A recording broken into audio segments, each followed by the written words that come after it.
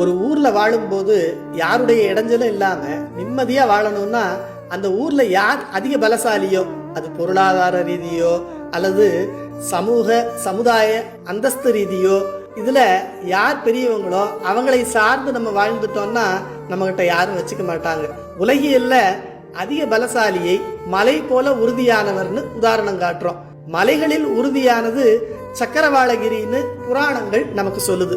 அப்போ அது எவ்வளவு பலம் மிக்கதா இருக்கும்.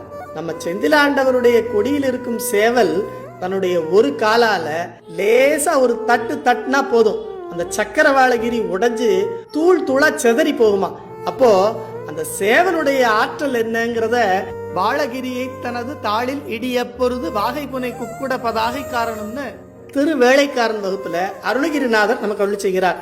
சேவலுக்கே இவ்வளவு ஆற்றல்னா அதை கொடியாக கொண்ட செந்திலாண்டவருடைய ஆற்றல் என்ன? நாம அவருடைய ஆள்னு தெரிஞ்சதுக்கு அப்புறம் நம்ம கிட்ட வேற எவனாவது வாலாட்டுவான்னு நினைக்கிறீங்க? வாய்ப்பே இல்லை.